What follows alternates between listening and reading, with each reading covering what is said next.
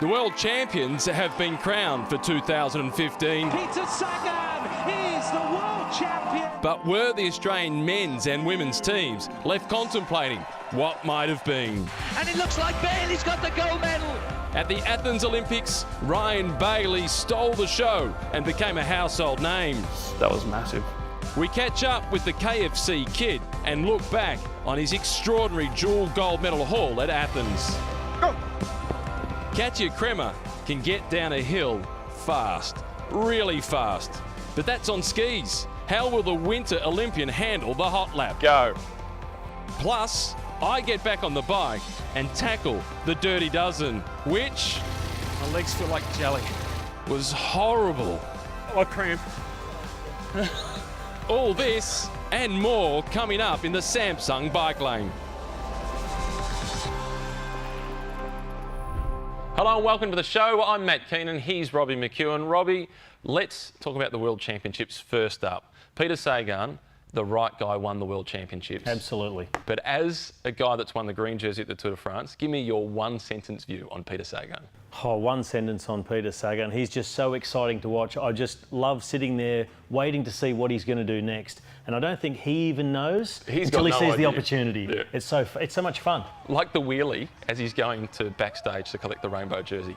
Perfect Peter Sagan. Yeah, he rides with no filter. Yeah. So, Michael Matthews, Simon Gerrans. If Simon Gerrans worked for Michael Matthews, would Michael Matthews be the world champion? Short answer, no. Why? I don't think so. When you go back and look at the way it all went down, Sagan went at the bottom of that cobbled hill, over the top of an Avamart. Everybody saw it coming. Away. Matthews was about in 7th or 8th wheel. Everyone saw it coming and everybody watched it go. There was nothing anybody could do. The race was over. They were racing for second place. Now, look at it this way too. I reckon if Sagan hadn't chosen to go on that hill and go away, he could have gone away on the last one if he'd wanted to, or he could have won it in a sprint if he wanted to. He was the best bike rider in the race, and we know he's so versatile, and he's also so fast and powerful at the finish. I think he had everybody's measure, whatever the situation in those last couple of kilometres. If you were the team manager, would have you instructed Simon Gerrans to work for Michael Matthews at the outset? Not at the outset, absolutely not. Simon Gerrans, Liège-Bastogne-Liège winner, a yellow jersey winner and stage winner in the Tour. I mean, Second at the the Worlds guy's last got a year. pedigree as long as my arm. You don't put him in a domestique role. You don't say, right, Simon, you've come all the way here to work for somebody else. When he's a guy, he won a silver medal at last year's Worlds. Yeah. The guy's a winner. You don't put him in that role. And by the same token, Michael Matthews should not expect Simon Gerrans to go over there in his service. He's too good for that. And Michael's still going to learn a few things as he goes along the way. And you know, I can speak from experience, 02, 05, 06, you don't always get everybody riding for you. You've got to know the situation and get on with it. Silver medal in 2002, Baden Cook and Stuart O'Grady in that group. If they worked for you, could have you beaten Mario Cipollini? I don't think the situation was going to change because the Italians were so strong. They had the big full train set up and it was about being on Chippo's wheel and you just had to get there. Then it was down to the battle with Zabel.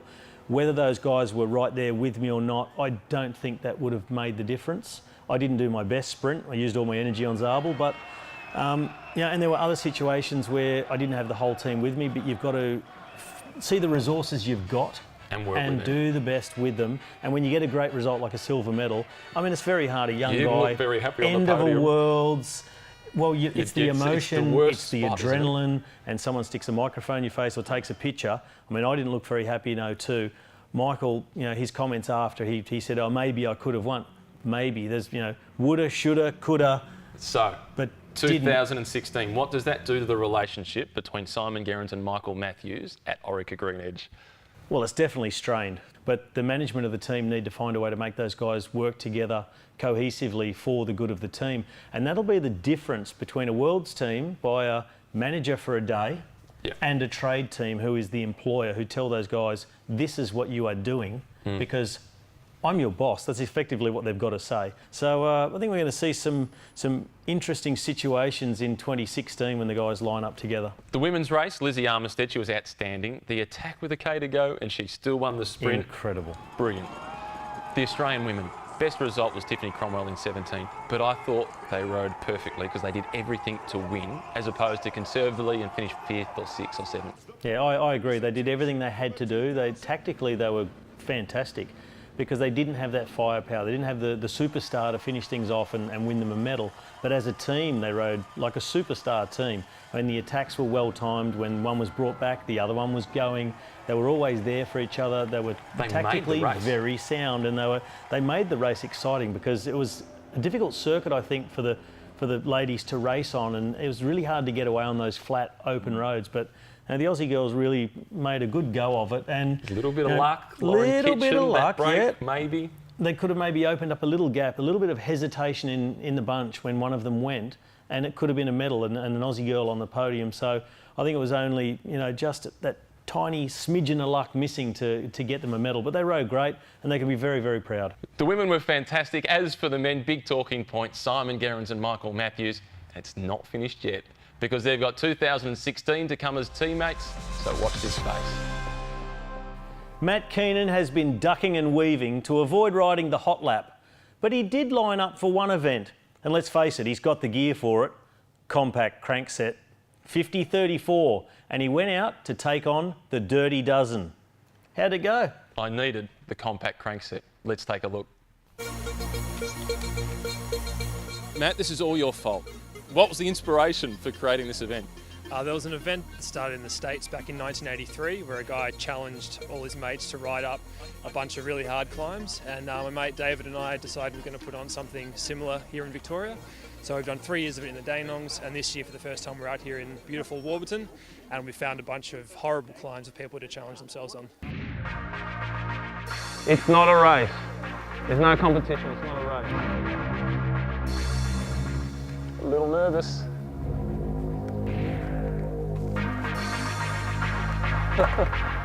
Wish me luck. Tour of Flanders has got the old Quaramont. You get out of the seat, the back wheel spins. We got this. Little tough. Not all about the prizes. I think this is just the satisfaction of finding your own way up, getting to the top of the steep climbs on what gears you have. And if you see somebody tall and skinny going backwards up one of the climbs, can you push him? I'll be sure to give him a hand. Can we go ethical, or we can go Vincenzo? Vincenzo, Forza. Hey, Vinokurov said it was okay. If Vino says it's okay, it must be okay. This is the way to bridge the gap. I'm torn between the humiliation of being pushed and the relief on the legs. We've done over 1,000 metres of climbing. We've got another 700 to go. My legs feel like jelly. This is why, McEwen, I'm not doing a hot lap, because it would be nothing short of lukewarm.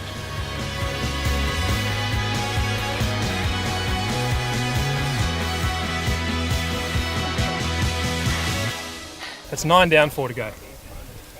Is that right? Yeah, it's 13 in total.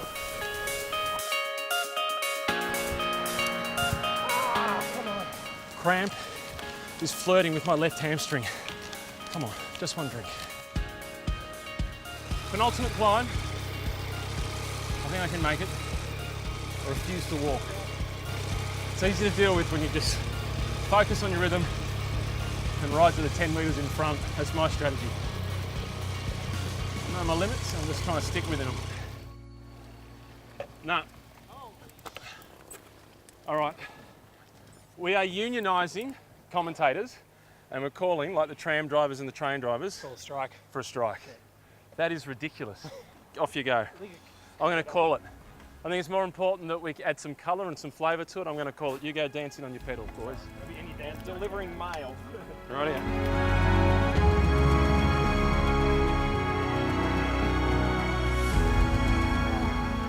So steep. It's got serrated concrete to give cars grip. If I stop, I'm not going to be able to get going again. Oh, I cramp.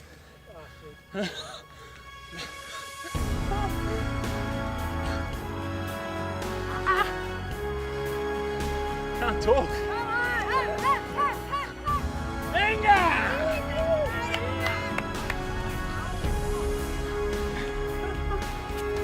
I feel like Natal Quintana after Mont Ventoux. That was a fantastic day. It's delighted I survived. and I think I'm busy for next year's date. I'm pretty sure I'm busy that day, whatever day it may be. Wow. You were telling me you weren't keen on the hot lap because you rate yourself as a bit more of a climber, not an explosive crit rider. Really?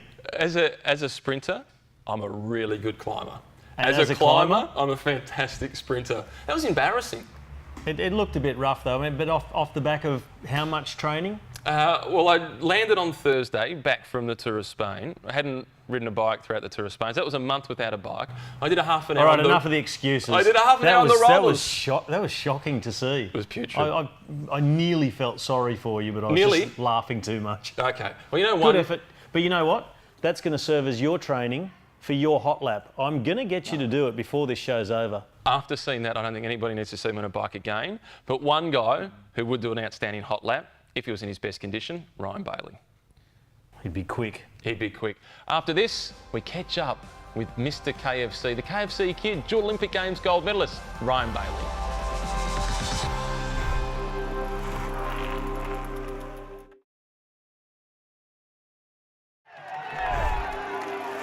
This is the man we've been waiting to see what he can do in his first appearance at the Tour de France, Peter Sagan of Slovakia. And Sagan is coming clear to get his first stage win.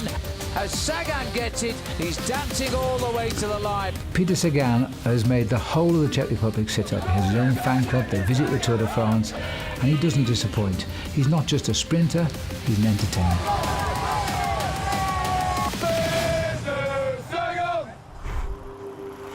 Welcome back to the Samsung Bike Lane. It's time to catch up with Ryan Bailey, the star of the 2004 Olympics, 2 gold medals, and he got the nickname, the KFC Kid.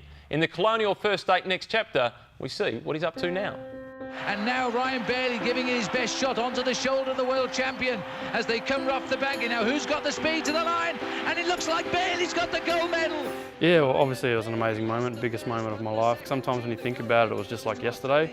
Bailey is in a world of his own and dreaming of gold. He comes round, he'll get the gold medal. But no, it was an amazing time in my life, and I went into it. Everything was right. My training was right, form was right. Everything was, all the boxes were ticked.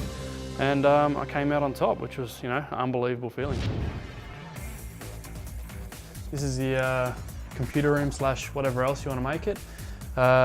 On the table here, we've got a few newspaper articles. To be on a stamp, you usually have to be dead, but if you win a gold medal, you actually get on a stamp. So there's here's the Kieran one, here's the sprint.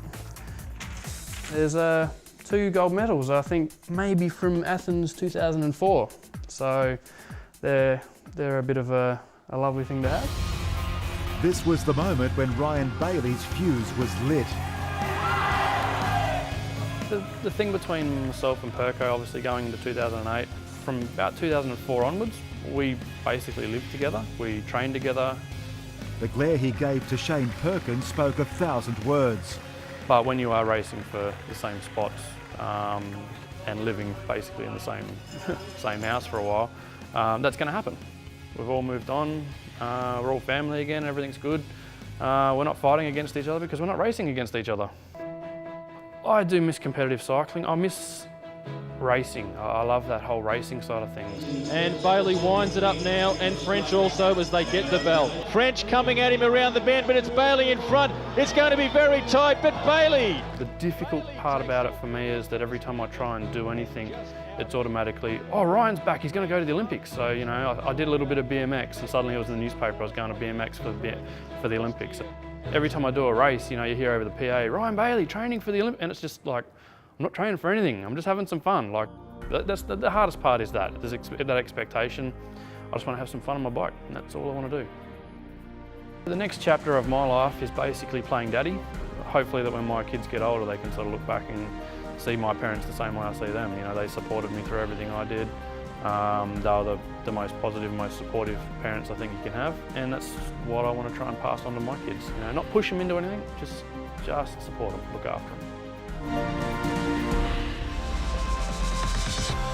At the Asia Pacific Cycle Congress, we took the initiative of going to speak to some of the great thinking minds of cycling and what can be done to improve infrastructure and get more people out on bikes.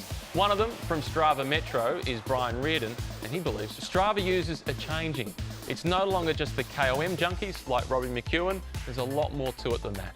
The Strava user population and demographic of that population has changed so much since we released everything in 2009, where we didn't have any applications at that time. There was no mobile phone apps.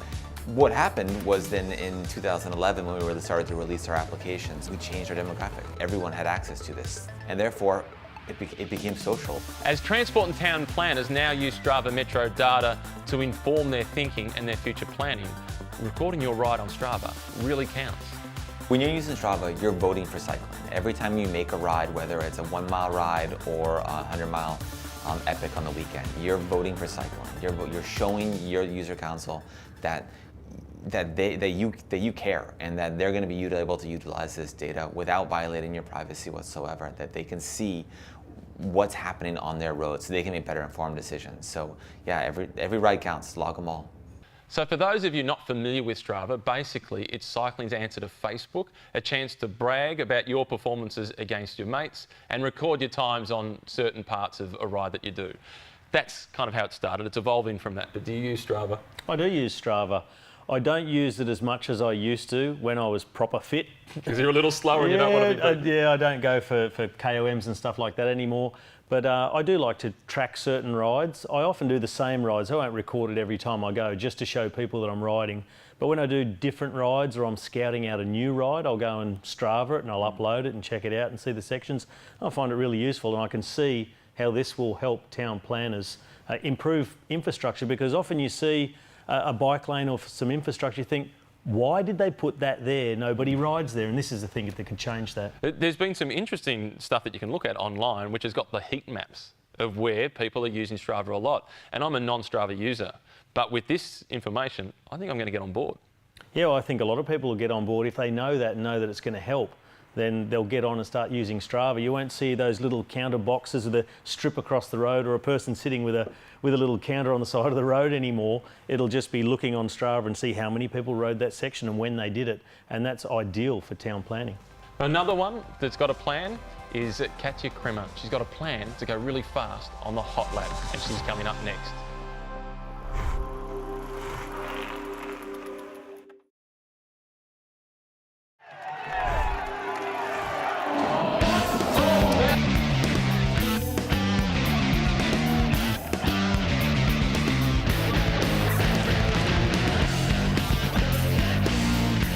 Being here makes me feel like I'm 12 years old again, which is probably why it attracts people of all ages. You've done all forms of bike riding. What makes this so much fun? I think probably the contained environment. There's plenty of people around. As you know, we've all done lots of hours out on the single roads all by ourselves with no one else but the bush. So, you know, plenty of excitement, plenty of young kids, plenty of older guys / big kids that are out there still ripping around, having some fun. Is it just technique, or is it actually physically hard? Well, probably a little bit of both. There's 18 jumps, there's 6 corners around here, and that position you have to ride is like doing about 22 squats a lap. My young fella, when he was 7, we got him interested in BMX. I'd never been near a BMX track before. Got him interested, and I saw there's a few older guys having a pedal around, and I thought I could do that.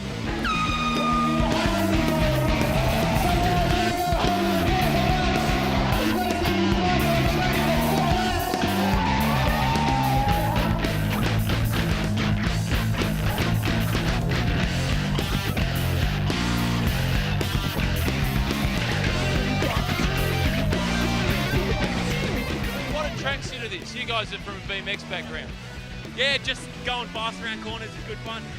It's just a different experience to the BMX track with the bigger corners. It's just a bit of a challenge just to hit these tighter corners and just keep it on a thin track. There's one word that can be used to sum up the Mount Buller pump track. Fun. It's on again the 14th of October. Get yourself down here, you'd love it. I've got to have a go. I'm dying to have a go. I saw it earlier in the year at Tour Down Under, and these tracks, it just look like so much fun. I'm dying to get on it. I want you to do it on a road bike. Yeah, I'll do that. I'll have a go. Yeah, why not? We're going to try and get this organised at some point. I've got nothing to lose. Throw me on there. Somebody else who's got nothing to lose is a woman who's been 7th at the Winter Olympics in ski cross. She's now a keen cyclist. Let's head out to the hot lap with Katja Kremer.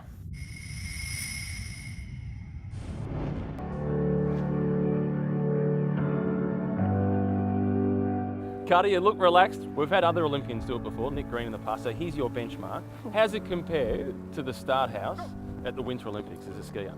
Oh, I think there's a bit of pressure on me today. I'm representing all the ladies out there that are out on their bikes doing their thing. So, I mean, yeah, this is about having a bit of fun and kind of showing everyone what we've got. You said fun, but I've seen you going about your processes here on the start line. You're fairly serious about this too, aren't you? As is befitting for an elite athlete. Yeah, I think I'll always have some kind of competitive element in me, but we'll see how it goes. I'll try and get it right, and let's do it. Katja, ready to rock and roll? I'm ready. The final countdown. 3, 2, 1, go. Perfect clipping. Nice. All right, she's up a gear, she's into the drops. Well, your tips to her, using a couple of sections of the course, have a bit of a break. Yeah, you've got to break it up around this course. A 1.5-minute effort is a really long way, and we've seen so many people die up to the line. Yeah. So when you get the chance, you just sort of got to feather it, if you like. Just stay rolling on top of the gear and then choose the spots that you really put in, and especially from the last corner. Austin, take out the runners. She's at the 30-second mark. She'll be down the back straight through that first corner. And this is really wind dependent. I can't wait to hear her story of the back straight. You don't want to hit out full gas too early, and you got to get to that bottom corner, have just a little bit left to get all the way up to the finish line. Now, when I spoke to her before, she was taking everything in, and I could see her just playing it through her mind as she went along, and I think she's going to put a good time. Elite athletes, they're all the same. And here she comes already. She's within sight at 120. She's going to be just outside the 130 that she was aiming for, but this is a good time. I think she's going to have Nick Green covered. Big gear, but she's still coming. She's not falling still. This is a good time. Finish. That is a seriously good time. We'll wait for her to dissect it before we go to the reveal. Oh, that last uphill sprint's hard work. Whew, windy. I've put down the only women's time. I'm sure it will be beaten, but it's fun to give it a crack and see how it goes. So? It was windy. Of course it was. It was a headwind, wasn't it? I think it's when you're going that fast, it's always windy. Yeah, no, it was good. I came into this corner over here with a fair bit of speed and tried to stick it, and then started pedaling too early and clipped my left foot. Gave me a bit of a... Kept it upright though? Kept it upright and kind of pushed it through to the finish. What do you think you did? I'd love to be in the 30s, but I think realistically I'm going to be in the mid 140. You undersell yourself. Really? Yeah, you're a 134.7. Not too shabby. You've beaten Nick Green. You've done him out of a job. You've beaten Francis Leach. Beaten Awesome Fawsome. Yeah. How's that? What are your thoughts on that? I'm actually surprised. I thought it would be a little bit worse than that, but I guess don't sell yourself too short. Should she race? Absolutely. Well, I've heard she's a bit of a mad cyclocrosser, so yeah. Bit of experience there, knows how to suffer, that's for certain. And well, lines, apexes, it's nothing foreign to a skier. So I think there could be a future on the bike for you. You're still young. Might have to give it a crack. Don't improve too much. You might embarrass some of the other people that have done the hot lap. Thanks for coming on. No and worries. Well done. Thank you. Fantastic. Thanks, guys. Thanks for having me. Well done. Great. 1 minute and 34 seconds. Quicker than Dwayne Russell from this season, so she's the top of the leaderboard for now. But from the previous season, she got the better of Nick Green, and she was comfortably quicker than Francis Leach. It was a seriously good time, and I mean, let's face it, the lady knows a lot about taking fast lines. Unfortunately, we're out of time, but before the final farewells, what do you got on this week that you're really looking forward to? I'm expecting. You're pregnant? New bike. I'm getting this new Ridley all-trail off-road gravel bike. I don't know exactly what it's called. It's a cyclocross bike then, isn't it? It's sort of cyclocross, sort of road, a bit of... You can do everything on it. I'm going to ride the pump track on it. You should. I'm looking forward to the fact that it's daylight savings and criterium season is underway in the southern states. criterium season never ended in Queensland, but that's another story. That's weather-based. Safe riding for you, and until next week, bye for now.